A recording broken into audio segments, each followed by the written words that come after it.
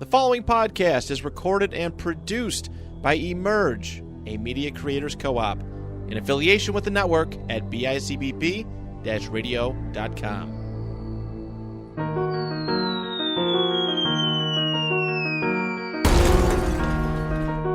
I'm amazed that I have as much power as I do.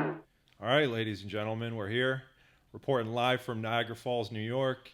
Beautiful September day. Bills are 2-0. I actually wrote this note on a Thursday afternoon and guessed that they would win, and my predictions were accurate. The Bills are 2-0. What more could we ask for? How about a fantastic guest on today's show?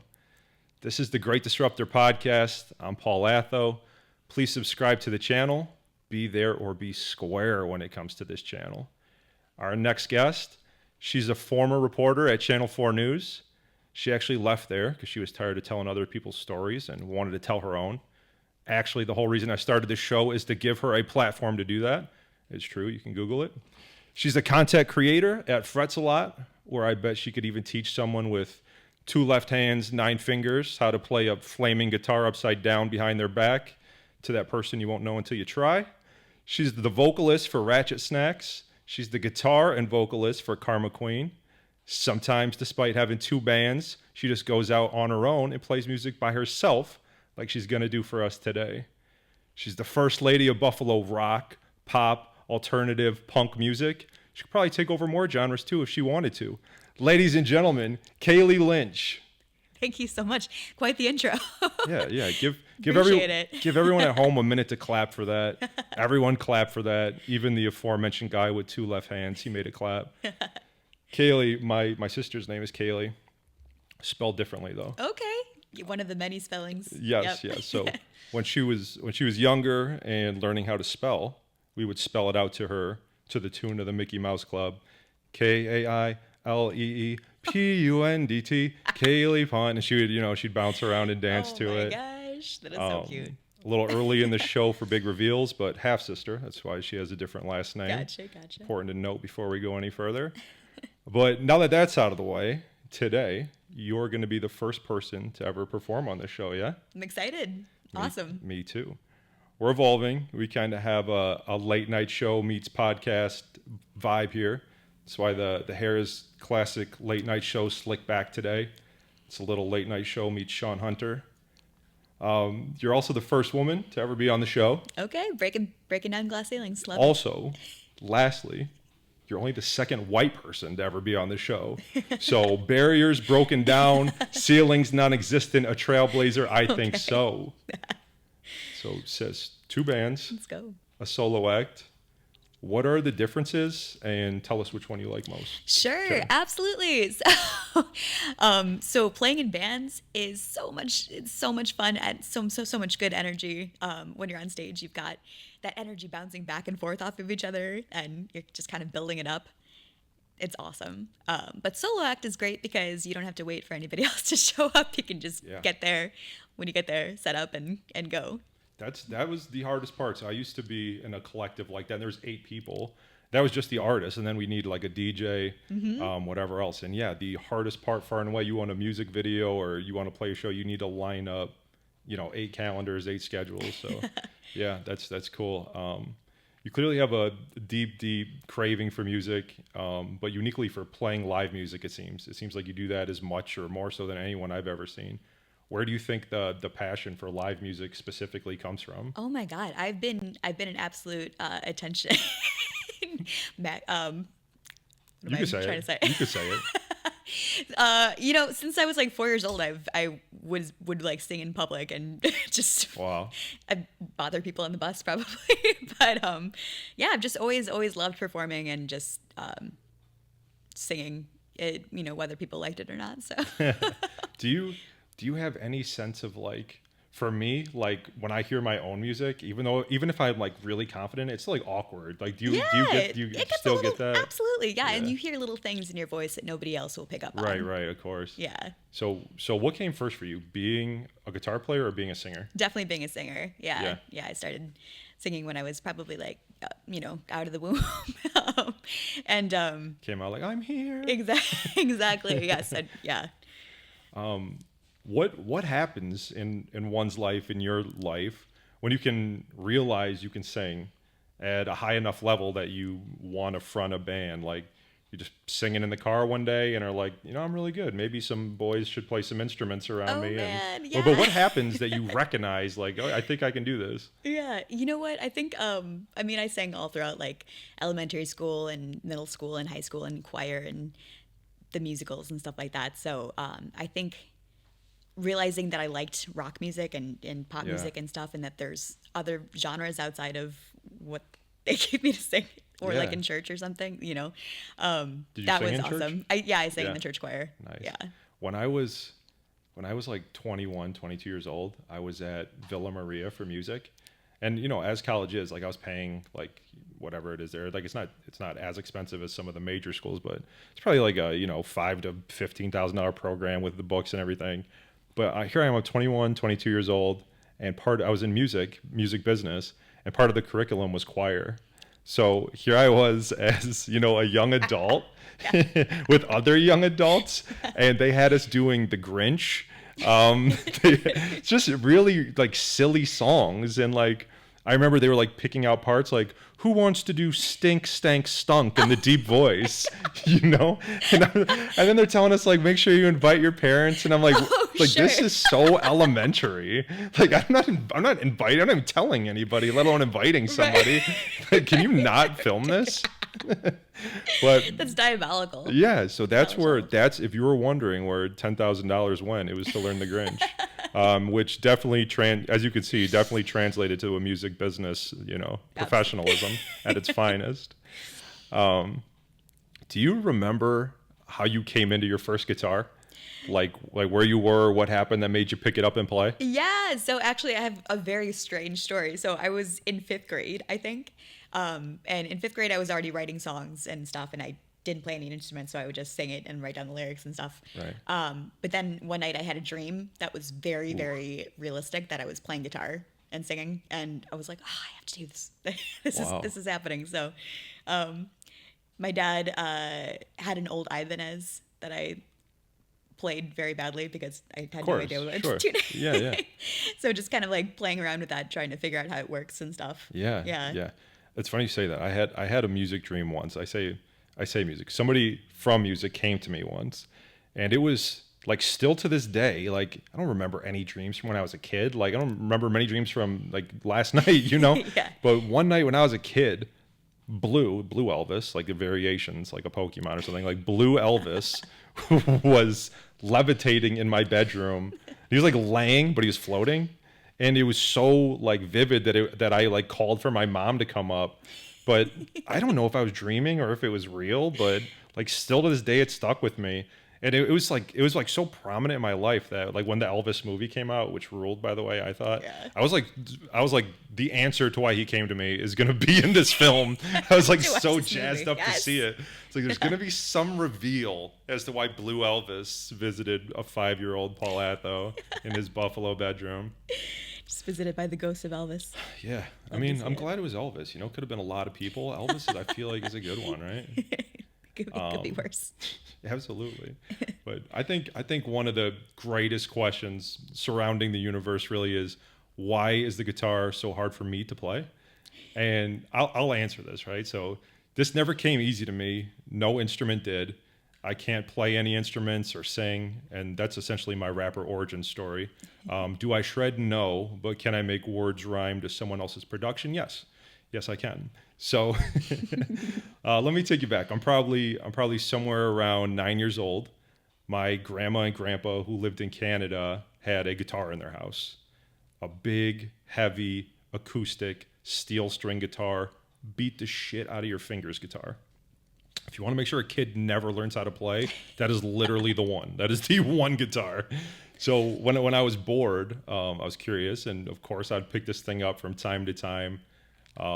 Eventually, 7 years later, probably around 6th grade or so, I start taking weekly guitar lessons at this little music shop on George Urban in Cheektowaga. And I remember him sprawling my hands out across the neck of the guitar And this gentleman just being in complete awe at the size of my hands. You used to call them paws. He said, you could really stretch your paws across this fretboard, and telling me all the potential that could have. So after a few lessons around the fundamentals, this gentleman gives me Dust in the Wind to start working on. And after he gives me Dust in the Wind, he tells me to bring in my own CD of a song I want to learn how to play. I came back with My Way by Limp Bizkit, naturally. He was confused. Long story short here, I quit. The strings were beating the shit out of my fingers, just the lines running through them. In retrospect, if you wanted me to stick with this, he probably should have swapped the strings to nylon. I wanted to be John Mayer, like eyes closed, mouth open. Instead, it sounded like Guitar Hero when you missed the notes. I'd just be in my bedroom and just be pluck, pluck. And for some reason, there'd be people booing. And but yeah, that's my experience with trying to learn guitar. It kicked my ass. I quit. I've tried even using the app that you're on, and we'll talk about that in a bit. But I've played with that, and I could tell you learn more, or I did anyway, in like 15 minutes of that than I ever understood in a lesson. I think it was because like the difference was it was very like classically trained or oriented when I was in person. Yes. And like I said, I just wanted to jam. Yes. But speaking of me bringing in My Way by Limp Bizkit, asking the hard-hitting questions here. Do you like Limp Bizkit? How can I say no with a full chest? I of course, like there's definitely some Limp Bizkit songs that I will jam the hell out to. They got like a lot of these bands did, like Creed as well, have this I don't know if you call it a second wind or like a third wind at this point, but they're on a run. I will make fun of Creed all day, but if you put Eyes Wide Open on, right, I'm singing that shit. right. Yeah, they jam. I had all those CDs back in the day. Yeah. I used to I'd come home from school like probably like 2:30, 3 o'clock, and no one else in the house would get home till like 4:30. Yeah, which is a true story. And I would like play the Limp Bizkit or the Linkin Park album like top to bottom, and I would perform it to a living room pretend audience.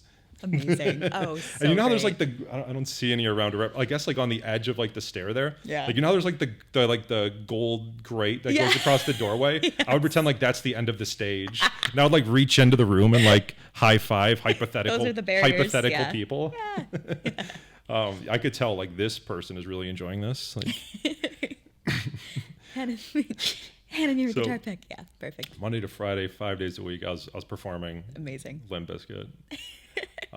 So Fret Zealot. Am I saying that name right? Fret Zealot. Fret Zealot. Okay. Yeah. Okay. So you're teaching people how to play guitar. What do you do there? So I do the social media, PR.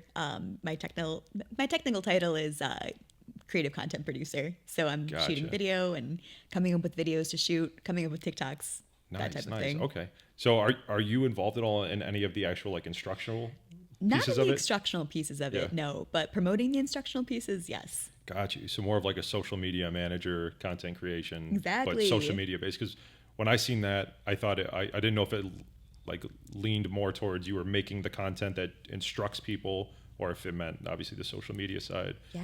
Which is strangely where the world is at. Like that's more important than the quality of the content itself. Right. Like, how many people can we reach with it? Yeah, telling the story of the brand is like is huge. Yeah. Yeah. How'd you get involved in that? So I was working in news, which I was in there for 9 years and it was great. I've had amazing friends that I made through there and stuff. But it's hard. It's very hard. You work a lot of weekends. You work a lot of nights. Yeah. Never have the same schedule. So I was looking for something that was more normal, 9 to 5. Yeah. So I found them through the 43 North newsletter. Ah, that they put yeah, out. I've heard of that. Yeah. Yes, it's awesome. And I was like, this job is too good to be true. There's no way that a guitar education company is looking for someone to do their social media, PR, storytelling, Are they blog local? posts. They're local, yeah. No kidding. Yeah, we're located right in Buffalo. Wow, that's really cool. Yes. Yeah. So there's a few of those apps. But yeah, I didn't know any of them were local. I thought this was just obviously like a work from home type thing, but I didn't know they were No, we have an office in Buffalo. Wow. Yeah. But I saw this job posting and I thought it was a trap. I thought someone that was a scam. It's a pyramid scheme. I was like, there's no way. But it's nice. perfect job, perfect timing. Yeah. Got you. So I'm curious, and like a big part of what I try to do is kind of pull back the curtain on the behind the scenes stuff here. But if you don't mind sharing, like, is it like a typical like 9 to 5 with an hourly rate, a salary rate, or you get paid based on how things perform? Like, how does a job like that work? Yeah, it's 9 to 5, regular salary. So Gotcha. yeah. Gotcha. Yeah, that's interesting. I didn't know if it would be like a pay for performance thing. Like you said, it might be a trap. But maybe they have like this has to do X amount of plays or something for us to warrant. Like, paying you. do you want to buy these knives? Like, Yeah, right. Commission. That's definitely what I was thinking when I read that job description. I make TikToks. Yeah. I make TikToks and sell knives. Yeah. Who's the best female guitar player ever? Oh my God, this is so. Let's see.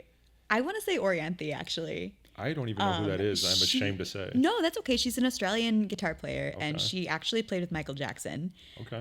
And she's just super, super talented. Yeah. And that makes me feel better because I was like, is she from like some legendary rock band? No, and not I'm really. She's ignorant? not. No, But she's an Australian guitarist. Yeah, I feel better now. Yeah, she did have like a little bit of a solo career going on where she was singing somewhere in the like early 2000s, but I don't think she does that much anymore. But yeah, Gotcha. she's awesome. What makes her the one? She just like she just kills it Yeah? on stage. Yeah, That's a good answer. Yeah, Just kills it. I love a guitarist with stage presence, even though like Yeah. more than technical stuff. I think that if you're really moving with the audience and you're putting on a show, I think that's better than being the most impressive tapper ever. Nice. On the back of that, and I'm gonna give you some notes on this first, but I want to know who your favorite female front women are. Yes. But playing into what you're saying there, this can mean different things to me. There's the charismatic front woman, which doesn't necessarily mean she's the best singer. It can just be the best host or the person you relate to the most. You know, relatability, I think, being one of the biggest pieces of why people connect to your music.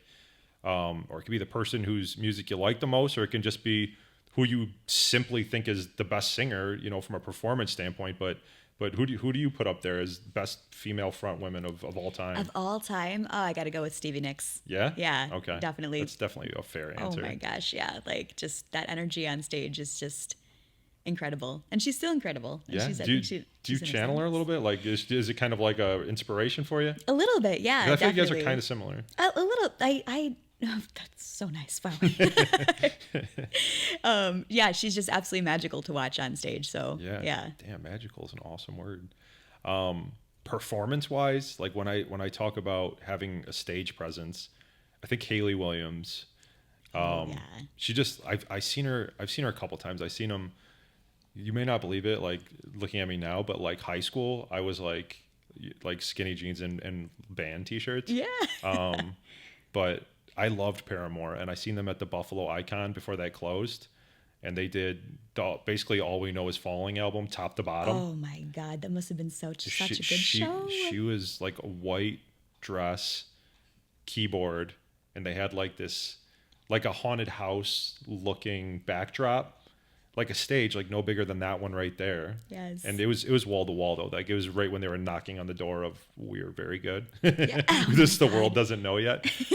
But I love that woman. So I've seen her at the Buffalo Icon, and that ruled. Like they played like an incredible show.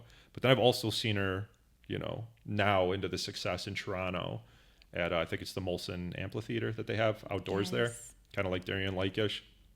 But now she just like dances for like 3 hours or 2 hours. I don't know how whatever she does the it. set is right. Like full vocals on. Right, I don't and know nails how she, it. It's Yeah. amazing. She's absolutely incredible. Yeah. So when I think of performance, like, and she can sing too, so she's kind of a hybrid. Yes. But same with Pink, like she, you know, she's like swinging from the ceiling, Yes, upside crazy. down. So they come to mind like from a performance aspect. But when I think like skill set, like singing, I think Adele. I think she's kind of like the number one seed as far as just singing the song. Yeah. Yeah. Yeah, for sure. Yeah. Also Beyonce too. You know, if we're talking about performers, we can't leave Beyonce out. She's absolutely. She's a chameleon. She's in every genre there is. I gotta say, she's probably my pick for number one biggest entertainer in the world right now. Okay. Like most talented entertainer. Love that. If we have to, yeah. Shout out the Queen. Exactly. When writing the show, I had a note for you that said 38-ish in my phone. the number 38, then ish, ISH at the end. I have no idea what that meant or why I wrote that, why that was there. So do you love the number 38? I don't think I have any connection to the number 38, but okay. So, but maybe 37 or 39 you do love, and that's why it said ish. That's what I'm thinking. 38-ish. Interesting. I'm a big fan of the behind the scenes of music. My YouTube search history is so-and-so in the studio, the writing of so-and-so song. I love that stuff, like as much as the music. From the stories of the songwriting to what the song means to the writer, I really like that stuff. So when I see, acts play live, I really enjoy when they bring those stories to the stage and kind of tell those stories, and are more like a host and like say hello, tell these stories, talk to the audience. I think it's kind of 50-50 though. Like that's what I really like.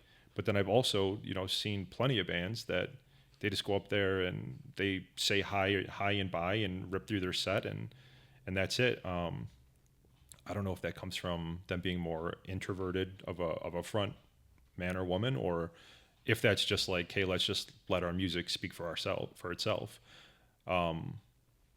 But yeah, I think those two different types exist. I prefer the former of the two, but I guess like what do you lean towards when you perform? Are you more of like let me tell you the story of these songs, or are you let me just jam? It's definitely hard because with the background in cover bands, it's usually just like shut up and sing. Nobody wants to hear you talk for it. But with original music, yeah, I love. I love it when bands tell the backstories of their songs and what inspired them and stuff. So I try to keep it a little bit balanced. So I'm not talking between every single song on stage, but yeah, I imagine for you, it also, the amount of time you're allotted probably heavily plays into it, right? Like if go up there and do 15 minutes, you're probably not going to, well, this is where it all started. Like, start riffing, probably just want to get your songs out and keep it moving. But maybe if you're like a headliner with a, 30, 45 minute set, you could talk a little bit more. So those constraints probably dictate that pretty heavily. It sounds like we're on the same page in what we like though. When we see, you go see a band and they're doing an hour and a half, I definitely want to hear some stories. I want to know who inspired that song. Yeah. I want to know what they did to you. I want you to make me cry. Exactly. Yeah. You play different genres of music based on who you're performing with, meaning your bands. Does the wardrobe change at all based on that? Like the wardrobe? Yeah, definitely. Yeah, like is one band like Vans, the other's like cowgirl boots, or like what? I guess yeah. Like how does? Because it's such an important piece. Like, how does the wardrobe change based on who you're playing with? So important. Yeah. No. If I'm playing with the cover band, obviously you're usually playing in a bar, so you don't want to go too crazy or anything like that. So basically, just like a skirt and a band t-shirt, Vans, that type of thing. But if I'm with the original band, you've got like 45 minutes to really lock into people's psyches. So yeah, I do like a lot of jumpsuits. Brightly colored jumpsuits and stuff, nice. Crazy like fishnets, sparkles, weird makeup, like when you play like cover sets, do you deal with like the crowd, like do Freebird, like do you deal with that? Yeah, I do, and I tell them to get out. Is that the one they yell? Yes, they really do. Nice. I'm gonna learn the opening just so I can shut them up. Yeah. What do I look like up here? So finding identity in music, extremely challenging. Obviously that kind of engulfs what we wear, but for me personally, being in rap, I feel like they're definitely, I think more so, maybe country, like they definitely have, like you need to be in boots and a hat, but, I feel like in rap, there's definitely a perception around what I should look like, what I should wear. And I've been making music for a long time. Probably, I put my first album out in 2013, and there was definitely always a perception of what I look like. I feel like, or what I should look like. I feel like, and I think you guys can tell by looking at me, it definitely didn't match like the style of music I was making. But I think as I'm getting older, I'm becoming more and more comfortable in my own skin, and like I don't need to look any one way to make that style of music. But I also feel like the more you can be on camera, the more you see yourself back, hear yourself back, the more you can kind of grow awareness to this and self-identify. But I'm at a point now where I just want to be myself, and artistically encompassed in that is finding myself. So like strangely, it's been like it's made things exciting and challenging again, like as much as ever, because it's like before I think I was kind of leaning towards I'm supposed to sound like this, I'm supposed to look like this. But now I feel like I'm like leaning the other way. Like I don't want to sound like everyone else. I don't want to look like everyone else. And like I want to have enough confidence to be like I can just look how I look, and still that doesn't dictate any part of the music, you know. But yeah, I mean that's where I'm at. I mean when you make your own original music, what like in your songwriting, what dictates that for you? I think the best part of getting older is feeling more comfortable with yourself. Yeah. And when I was younger, I used to try to write music that I thought people would like. Right. And it didn't stick. Right. And now I'm just like, I'm going to say weird stuff in these Right. songs. Right. And I hope that people like it. But if they don't, I don't care. Because Right. it's just... Weird, yeah. Weird is in. Like, weird is the move. I think authenticity is making a comeback. I think people want Yeah. authenticity now. Yeah, 100%. I agree with that completely. Yeah, I was the same way. I was like, I don't know why, but I was like, what would they play on Kiss 98.5? Yeah, and like, exactly. What would Janet Snyder plug? But it's like, well, why was I like that? As I self that, so not like still to this day, I ask myself, why am I like that? But, yeah. but yeah, like, I don't know why. And like, especially for the lane I'm in, like really it's not tailored or catered to be played on that spot. And at the end of the day, if it's good enough, they're going to come to you, right? Regardless of, you know what I mean? Like people from all genres are pop. Like pop is just popular music. Yeah. Doesn't necessarily mean like, sure, Sabrina Carpenter is definitively pop, but like, yeah, like pop can become like whatever's popular. Exactly. Like country, for example, is now pop, like mainstream. Yeah. Yeah. Yeah. What a ride. Kiss 98.5 has everybody in a chokehold. Yeah. Like, I remember listening to that station when I was 4 years old on the way to preschool. Oh my It's like, God. Janet Snyder's awesome. You're telling me, like, my memories of like waiting for the bus before school were Kiss specifically. And also I used to have the waterbed. So I would get put to bed in my waterbed. You know, I'd turn the heat up a little bit on the side. So nice. And then, but I had like the analog digital alarm clock over my shoulder, like in the little cubbies. Yeah. So I would ride a wave over to it. I would flip it over to the Kiss 10 at 10, DJ Anthony. You know, and count down those songs. I have to keep it low enough that, you know, my parents wouldn't hear it. Yes. Yeah. So I would go to sleep with that, and then I would wake up with Shred and Reagan on the Edge. Mm-hmm. And I remember every morning, for whatever reason, it would like piss me off. Like, why is it always this song? Because, you know, you're like naturally like grumpy when you wake up for the most part, and especially when you like have to go to school. But it was always Weezer, and it was always the part where he's like, wrestle with Jimmy. And it's like every freaking morning. Oh my God. Like, why do you guys like know I'm waking up? Jeez. But yeah, it's crazy how like radio and those moments and those songs can kind of bookmark your brain. Absolutely. Yeah. When you perform, I'm sure you've performed like at this point probably like over 100 times, would you say? Oh yeah. Yeah. Wow. Easily. Do you ever get nervous or like deeper? Do you ever get like imposter syndrome, like 2-3 hours before a show and you're scared shitless, or like wondering like, is anybody even gonna care? Like, do you ever feel like that? You know what? I want to say that I don't, but I do sometimes. Yeah, right. Honestly, sometimes I'll be setting up for like a solo gig and feel super nervous. Like, what if they think I suck? And then I realize like I've been doing this for over 10 years. Like, it's gonna be fine. Like, yeah. But imposter syndrome is so real. Like, that's something I feel like everyone. I'm glad you're vulnerable enough to give me the human element there and didn't just absolutely say you walk in and knock it out of the park and go home. And you can feel the vibe sometimes if people aren't super excited to be there, and it does kind of like give you that little extra anxiousness. Yeah, I remember the first show I ever played was at Broadway Joe's. Oh, I think they reopened. No, I think they reopened, but a new business, right? Are you familiar with this? Yeah, like the old Broadway Joe's. I think it was near Record Theater. Yes, in Buffalo. the one with the wet floor, right? The It was like damp. had like the garage door. You Yes, know what I'm talking about? yeah. So that was the first show I ever played, and I was insanely nervous to the point that I just went and like Bloody Mary after Bloody Mary until I wasn't nervous anymore.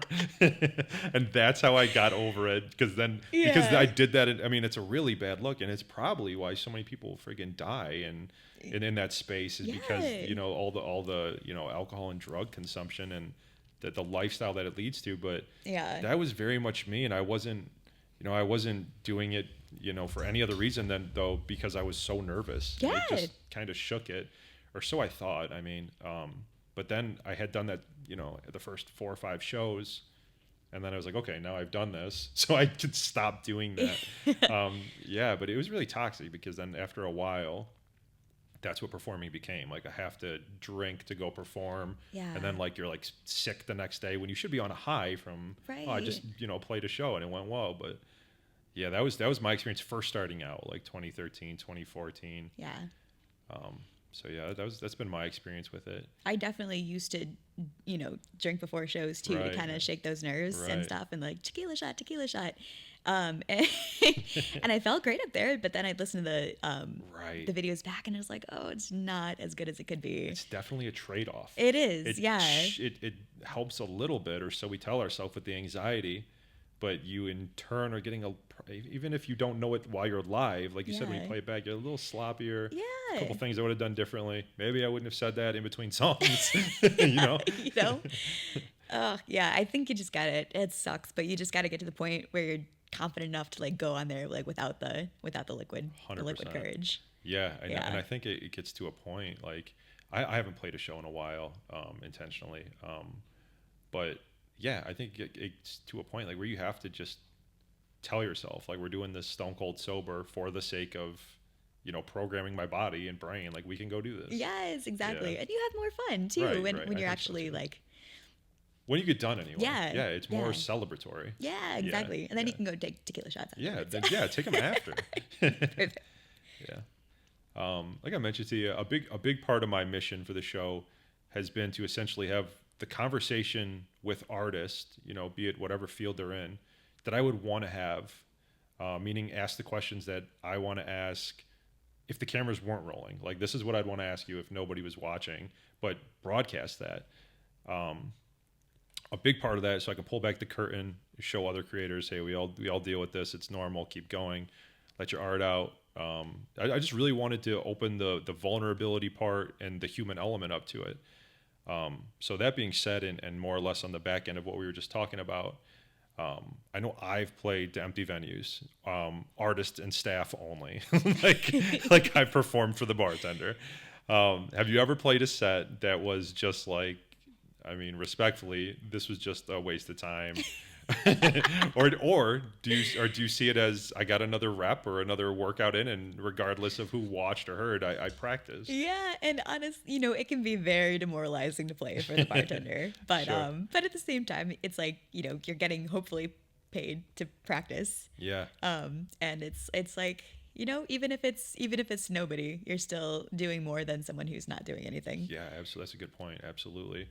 I think a big difference between what you do and what I do if I was performing is you can be played like you can be like vibe music. You can be, you know, like it can be just at a bar and it's over top of what everybody's doing. Whereas with what I do, that can't be how it works. Like, it has to be like this is the reason we're going here, more or less. And for that reason, I think you can play every day, different venues, and turn on all kinds of new people.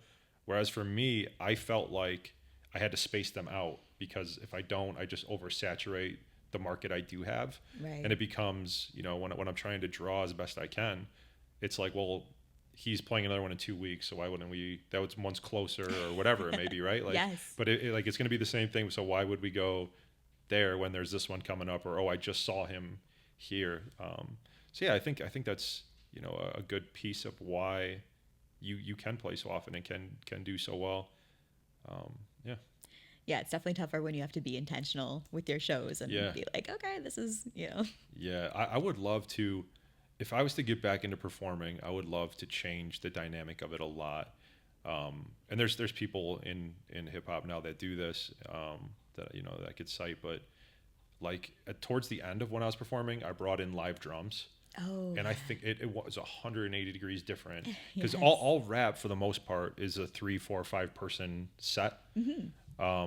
And when we're all just a DJ and a mic, like it all just blends together. No one really can stick out, Sure, the crowd work and how you interact, like don't get me wrong, people can stick out, of course, like who's better than other people. But when you had a drum set and that dynamic to everybody else is just, a beat playing through speakers, I think it changed at 180. But yeah, I would love to evolve to a set like that, drums and like a guitar, and just add pieces that really bring it to life. Would be my vision moving forward. And I'd like to do that here, actually. Like you're going to play today, but I would like to build out a 3, 4, 5 song set of music I've made that we can actually add pieces to and play like that. That's sick. I think hip hop with a live drum kit or guitars or any other instruments is awesome. Yeah. So that's where I'd like to go. But yeah, you're a former reporter with Channel 4 News. We're talking about the scoop here. Yeah, I need the scoop on the news. Oh, God.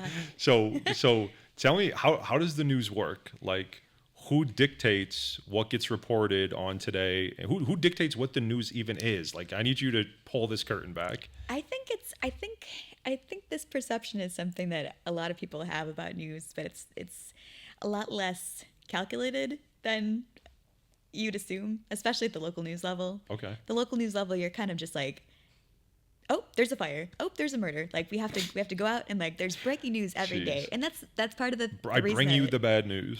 This is essentially the role. Well, the thing is, like, that's I what I love. commentate on death.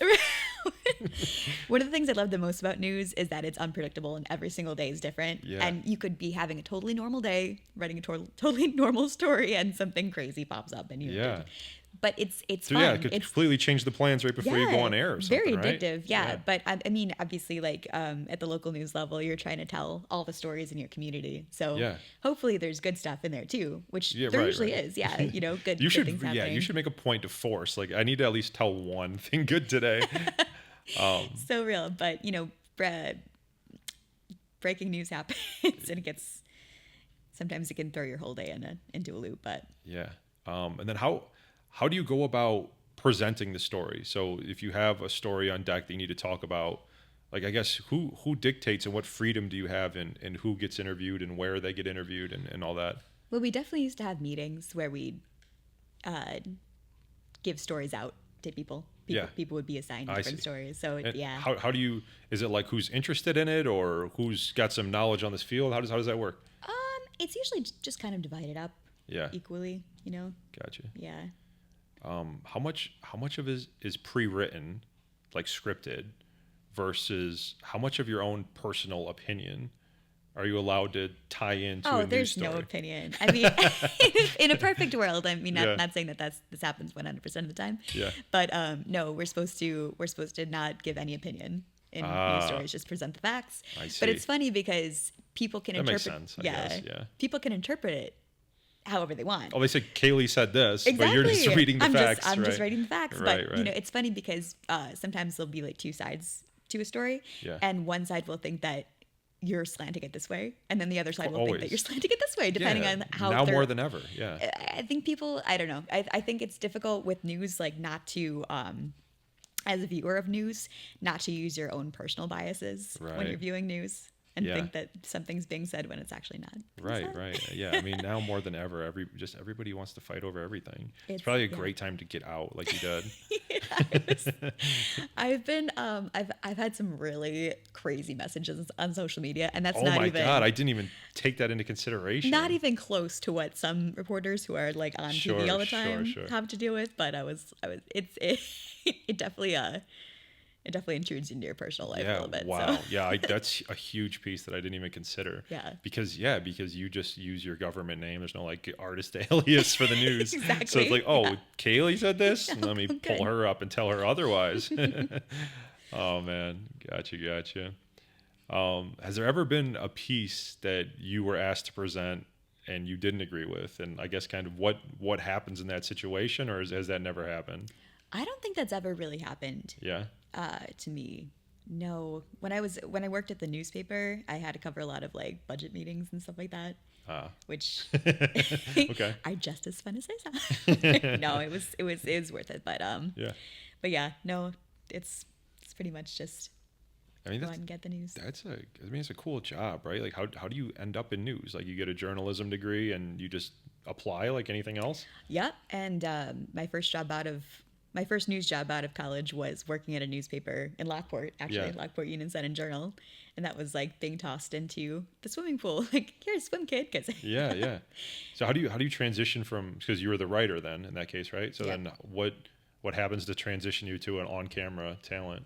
So at Channel 4, I was first a digital producer, which was basically writing the web content Yeah. for them, and Yeah, then yeah. I was a digital reporter, so I was on the website reporting news. Yeah. Like on camera, but it wasn't actually on TV, which was useful. Yeah. Because then I didn't have as many DMs in my, my social media. Jeez. So it was great. But But well, the curse and the gift. So it sounds like you've done a ton of stuff like social media specific. What are like, if you have any, like, what are some keys right now to successful content, do you think? I think definitely authenticity. Authenticity, circling back. Yeah. Yeah, I think people want to see real content. They don't really want to be sold something. I don't think people Yeah. want to be marketed to. I think people want you to have a story that you're telling them. Yeah. Yeah. I see that a lot, like in album rollouts now. Even it's like behind the scenes. It's not like my first song is this and like just a music video. Now it's like a lot of storytelling is like, how did I make this album? Why did I make this album? What was the adversities in making this album? And I think you see that with like most artists now. So yeah, storytelling is what everything has become. And it's cool because we have the power now to do that. Whereas before, it was, a label or whatever, like telling your story on your behalf, but now it's literally in your fingers and it's, your own footage, edited how you will. Let me tell my story. Yeah. Really raw storytelling and authenticity. Yes. Yeah. And we're at a point in time where like you don't have to have a record deal to Right. put music out there Right. and even have it do well, because there's TikTok. You can go viral off of Right. what you put out on social media. Yeah, now more than ever, we're as empowered to platform ourselves and to, as many people can listen to it as want to. So yeah, it's a really unique time. For you, music is art. September 21st, biggest stage your band Karma Queen has ever played. Yes. So excited. What's the energy going into this? Oh, we're so excited. We're number one. We're number. You're we're number one. I agree. We're the first. We're one of the first bands to play that day. We're playing at 11 o'clock in the morning, so Yep. we're definitely hoping people get there early to catch our set. Get your coffee and head out to You the. said 11 a.m.? 11 a.m. Yeah. Okay. But it's gonna be great. Music is art is always so much fun. Yeah. They do such a good job putting that festival together. Yeah, of course. Yeah, of course. Oh my gosh. How do you end up on that? Are you pitching yourself? Is there like a submission, or does someone reach out to you? How does this work? Yeah, there's a submission form. Yeah. I think they have like 150 bands or something like that. Yeah. So a lot of our favorite bands locally Yeah, are awesome. on that bill. So I'm so excited. Yeah, that's really cool. That just reminded me. So I mentioned my first show was Broadway Joe's. It was not my first show ever, and this is hardly a show, but I was a duo with my friend, like early 20s, like 2007, 2008 era. Like, so you're talking 6, 7, 8 years before I ever made an actual album in a studio. We were just in his living room, in his closet, recording music, as most people start, using the Apple computer, and that was that. But we were asked, you know, because we had like a friend running it, to perform at a 5K. So you want to talk about unique environments. It was him and I on the corner of a street downtown Buffalo. We had 2 speakers, 2 wireless mics, and our friend DJing for us. But yeah, they were running the 5K, and like just like as you come around the corner, we were just rapping for some reason. It was like a walk for breast cancer or something. Amazing. Yeah. I look freaking ridiculous when I look at it. I have like a black and gray striped turtleneck on. Like, bro, what are you doing with your It made life? sense at the time, you know. Yeah, rough. And humble beginnings. Look at us now. Yeah, I love it. Yeah. I'm sure you've seen or heard this really hot news the last week or two about the new, I mean, correct me if I'm wrong, what about the new Linkin Park front woman? Yeah. Emily Armstrong. And first of all, when I hear the name Emily, I can't help but do the Zachary Binks from Hocus Pocus. Emily. That's all that comes to mind. But now that I got that out, have you seen or heard them play with her, and what are your thoughts on it? I heard their new single. I forgot what it's called. It's like a really long title. Yeah, I know what you're talking about. I also can't recall it. Jamie, pull that up. I'm just going. It sounds great. I think she sounds awesome. Yeah. Yeah.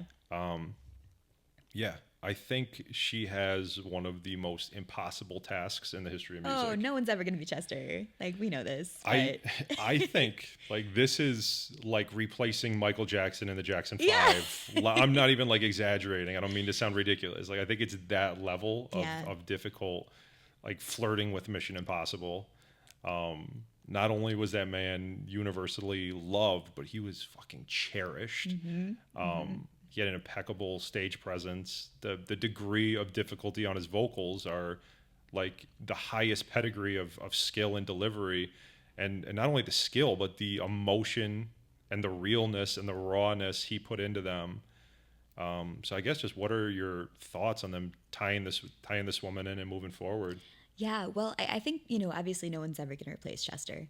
So to me, I feel like pivoting away from, from his voice to a totally different woman's voice might have been a good move, because it's something completely different. That's well said. Yeah.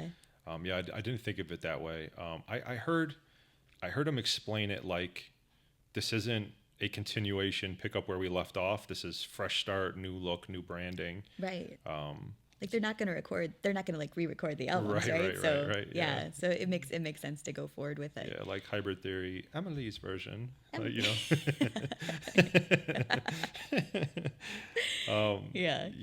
a tough bill to be like, oh. I don't know. It sounds like, so you've obviously recorded music in a studio before and like listened to your stuff back. Yeah. It's just really, to me, it's like unlearning. Like I've heard the song so many times without you, with Chester on it, that it's like my brain expects one thing, and now this is 180 degrees different. So it just like it doesn't sound right, but that doesn't mean it's not good. Right. Does that make sense? Yes. Exactly. Yeah, like it just doesn't match. Like my ears and my brain are not lining up yet. But that's okay, because I think you nailed it. Like it's intentionally different. And for that reason, and you know, because of how hard, like I explained it is, I think they kind of looked at it like, you can't just have a dude come in and do this the best you can. Like, right. Set them up for complete failure. Do you think Linkin Park will be remembered for our generation the same way like an Aerosmith or a Led Zeppelin or a Guns N' Roses were for previous generations? Oh my God. I definitely, yes. I mean, geez, like Linkin Park was so many of my core memories growing up. Yeah. Yeah, listening to like Hybrid Theory. The first play of Hybrid Theory, come on, so like great. Crazy. I'd have it on my little different. CD player. Yeah, with the my Walkman. little headphones on. Yeah. It was awesome. Just like, and absolutely like, I think like genre defining. Group for our generation. For sure. Yeah. That's exactly what they are. Genre bending. Yeah. Like kind of rap, yeah. rock. Yeah. I remember like I had the CD and my dad didn't really like it because he didn't really like rap too much, and he was like, I don't know, like I like the I like the guitars, but I don't know about the. Yeah. I'm just like, no, this is. But that's how it goes for everyone, right? Like Led Zeppelin, like when our parents played it, their parents were like, "That's the devil." That's the devil. Yeah, that's exactly right. Why does this man not have a shirt on? Yeah, that's exactly Yeah. right. And like even that I had someone point this out to me before, that translates even over to like rap now. All the kids are talking about like drug use, and parents will be like, I don't want to listen to that drug use, but it's like it was the same thing when you were a kid, yeah. But they were like rock stars Yeah. according to rap stars. Like it was the Exactly. same exact thing. It's just Yes, it's the just, same thing. Yeah, it's just Yeah. translated to a different language in this era. Yeah. But it sounds like you do. But I'm going to ask you: do you think Linkin Park is like a all-time legacy, forever remembered type band? I'd say so. I'd definitely say that they're up there. Yeah. Yeah, for sure. I was you said something that kind of sparked this memory in my brain. I was in my car the other day, and I was listening to some radio station came on. My Bluetooth disconnected. Some radio station came in. I was like, "What the heck is this? FM radio?" Like, but it was like I don't want to say like oldies 104 oldies, but it was like classic rock. Yeah. And they rolled the Jimmy Eat World song. Oh. Like, and now time to throw it back to. Oh no. Yeah. Not the Jimmy World on the oldie station. I aged Oh, like Lord. years in that moment when they Just dropped grew a that long record. white beard. Yeah. In that moment. Yeah. Yeah, that was wild. And it's Yeah. then like stations like 97 Rock play like Nirvana at this point. You know what I Yes, mean? This was it's classic rock when I was a kid, and it's right. like wait, the music when I was a kid is classic rock? Like, It's a little scary. I saw someone on TikTok referred to Red Hot Chili Peppers as oldies the other day, and I Yeah. was like, oh, put me in the grave. it's wild to look at. Even comparing time in the sense of like 2000 is 24 years ago at this point. Like, you know what I mean? It's like if you tell me 24 years ago, my head goes to like 1974. Yeah. You know what I mean? But then you map it out, and it's like, hey, it's still the 2000s. Like, pretty freaking Yeah, wild. it's crazy. Yeah. So who do we talked about a female? Who do you think the best male vocalist of all time is? Best male vocalist. Oh, Freddie Mercury. Yeah? Yeah. Oh, I love that. Yeah, absolutely. Right off the top, bam. Yeah. Yeah. Wow. Okay. Home run. Cracked Michael it. Jackson's up there too, I'd Yeah. say. But Freddie Mercury for me is just like, They both had the combination of skill and presence. yes, Yeah. absolutely. Yeah. Huge. I seen what was the song like all the singers did? We Are the World? Is that what it was called? Yeah, yep. I seen a clip from it, and like Michael Jackson sings. Have you seen this? Yes. Like 2-3 other people go. He just gives them like the ultimate good. side eye. Like, what did I sign up for? Why am I next to these amateurs? Yeah, like geez, like it's like he feels like they're like ignorant for having sang. Like that's how he looks. Yeah. Are you a Taylor Swift fan? I love Taylor Swift. Yeah. So where does she rank right now in the grand scheme of artists making music right now? Oh man. So I think when we talk about Taylor Swift, like there can be gotta phrase this carefully so that nobody comes after me. But More DMs in or out. right, exactly. Oh God, death threats from Swifties and stuff. I think obviously, like vocally wise, she's not the most talented person out there by a long shot. Okay. But I think as a songwriter and just someone who connects with fans, I think she's really like. I think we're gonna look at her in hindsight on the level of like a Bob Dylan at some point, Wow. or like Yeah. the Beatles, because like the Beatles were not considered cool in their time by like Sure. mainstream. They weren't like given a lot of credit for what they did Sure. for their yeah. songwriting and stuff. But now we look back on them like they were the greatest of all Like, time. did you guys invent rock and roll? Exactly. But in their time, I remember talking to my grandma about this, and she was like, "Yeah, we didn't like them because we thought that they were just pop." Yeah. And Sure. Yeah. It's strange, man. Yeah. The time appreciation value. I think, and honestly, I have to say, anything that's really appreciated by teenage girls Yeah. is looked down on universally. Sure. Yeah. But yeah, I mean, they kind of set the taste though, because it's kind of what girls like is in, because guys want to be where the girls are. That's true. Yeah. Yeah. I appreciate, like you said, I can't speak on her performance set. Like, I don't know enough to say, she's good or bad. Like, sounds fine to me. Yeah, right. Yeah, perfectly confident. You know, I appreciate her. I guess that's the best thing I can do. I appreciate her songwriting, and not like, wow, this is the best song I've ever heard written. It's like I appreciate her vulnerability. I appreciate her consistency of just, she's fully engulfed in this. She's playing like every night, every pocket of the planet is getting a sold out Taylor Swift song, and she's churning out albums, she's churning out songs, she's working with every person from every genre. She's, you know, not that this is a huge piece of it, but she's a great, you know, I got a 9-year-old girl, she's a great role model, and she goes out of her way to be, and you know, anybody that's sitting at the absolute top like she is, people are going to throw rocks at her, of course, but it kind of just comes with the territory. But you know, like my daughter's got a vinyl 1989 above her bed, and yeah, like I you know, I love it. Like, yeah, that's fine. That's awesome. So yeah, I appreciate her, I think is my bottom line there. Now, go ahead. I went to a Taylor Swift night, actually in Orlando recently, and it was so funny to see just women of every generation. So I'm talking like 4-year-olds up until, you know, to like my age and older. Yeah. Just all there dressing up. I swapped friendship bracelets with a 12-year-old. It Look was at the cutest you. thing ever. Yes. Nice. So That's another big piece that we didn't mention. Everyone from your daughter to your mom loves her. Yeah, you know, exactly. It's not many people that can do that. It's nice. So yeah, it's impressive. And now, what about? I think this woman used to open up for her, and now she's kind of the it girl. What do you like, Sabrina Carpenter? I do. Her new album is, I don't know what she put in that album, but it's like crack, I swear. Yeah.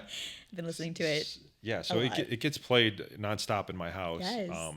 She's so contagious. Yes, and the production is fantastic. Yes, yeah. She's like the definite. She's like the poster for pop music. She has great songwriting. Yes.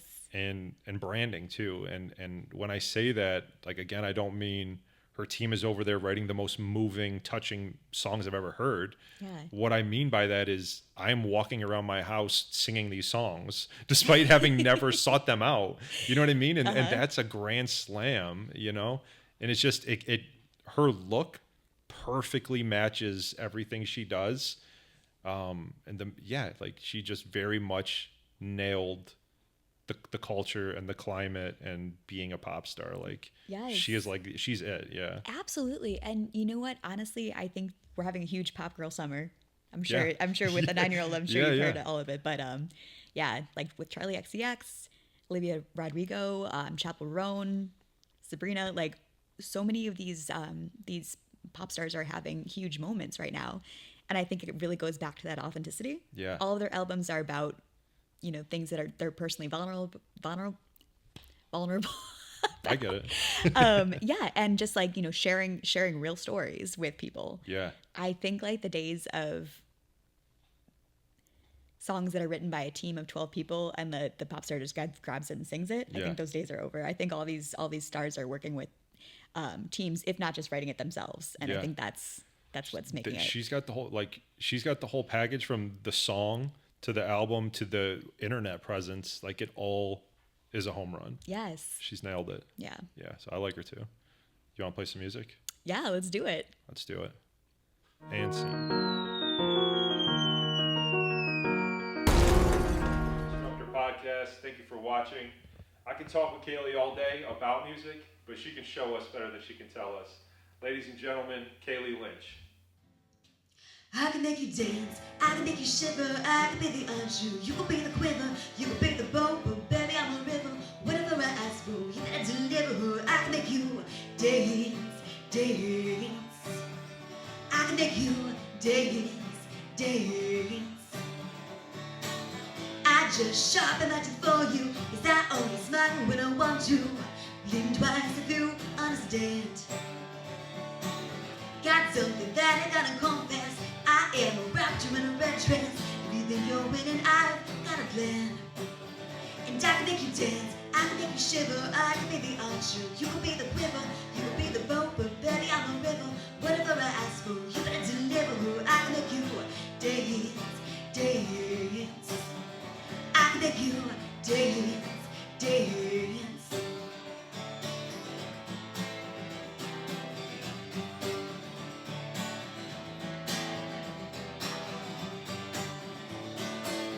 I bet you situation with so much of a flavor. Put me in a role I can't control. Leave me there.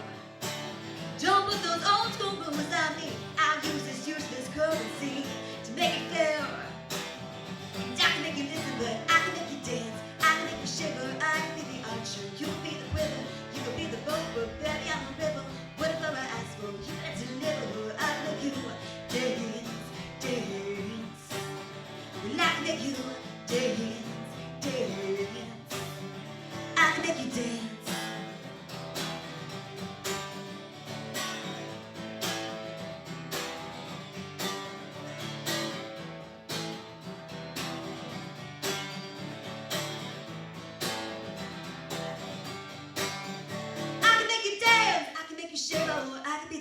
You could be the quiver, you could be the boat, but baby I'm a river. Whatever I ask for, you better deliver. I can make you dance, dance. I can make you dance, dance. Well, I can make you dance. I can make you dance. I can make you dance. I can make you dance. I can make you dance. This song is called Satisfaction.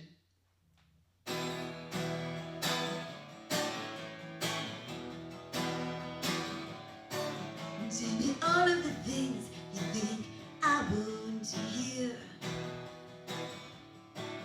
Don't materialize when it's my time to appear. But can you open your eyes and see what's happening here? Only one can't be mine, so don't put up all vacancies ahead. What a fucking waste of time. I can feel the cold sticking in my bones. Don't be alone if it take you home. So go on the phone. Tell me what I know, so I can get on getting in my yard.